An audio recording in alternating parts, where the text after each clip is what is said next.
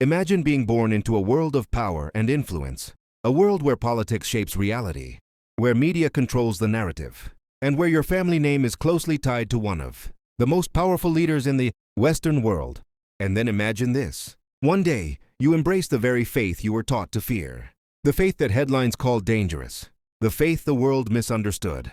This is not just a story about conversion. This is the story of Lauren Booth, a British journalist, human rights activist, and the sister-in-law of former UK Prime Minister Tony Blair. It is a story about truth, inner awakening, and a search that led straight to the heart.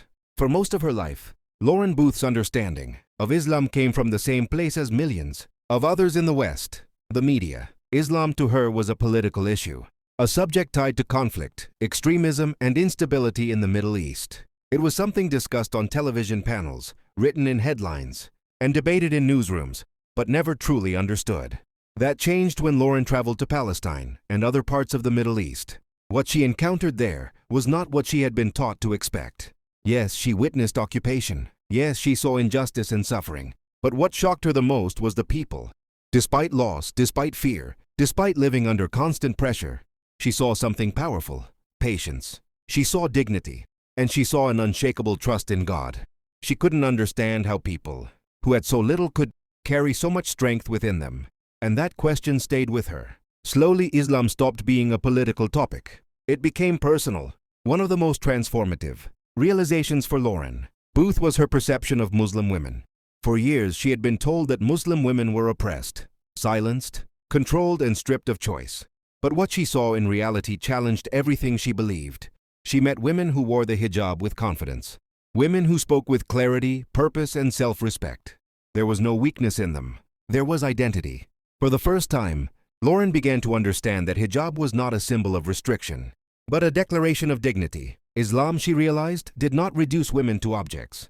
It elevated them as individuals of value, responsibility, and honor. In 2009, Lauren Booth traveled to Saudi Arabia. That journey would change her life forever. When she entered the Grand Mosque in Mecca, something happened that she had never experienced before. Surrounded by thousands of people from every race, every language, every background, all standing together, all bowing to one creator, time seemed to stop. Her heart raced. Tears filled her eyes. For the first time in her life, she felt complete inner peace. She later described it as if something deep inside her had awakened, as if a quiet voice within her was saying, "This is what you've been searching for." In that moment, without pressure, without persuasion, without anyone asking her to, Lauren Booth accepted Islam. She recited the declaration of faith and entrusted her life to God. But her journey did not become easier after that. Embracing Islam came with criticism, media backlash, public scrutiny, and tension within her own social and political circles. Yet she has said repeatedly that no challenge compares to the peace she found through faith. Today, Lauren Booth speaks openly about Islam, not as a theory, not as a headline, but as a lived reality. She challenges stereotypes, she exposes misinformation, and she reminds the world that Islam is not a religion of hatred, but a message of justice, mercy, and peace. Her story teaches us something powerful. Guidance does not come through force. It does not come through arguments or pressure. True guidance reaches the heart.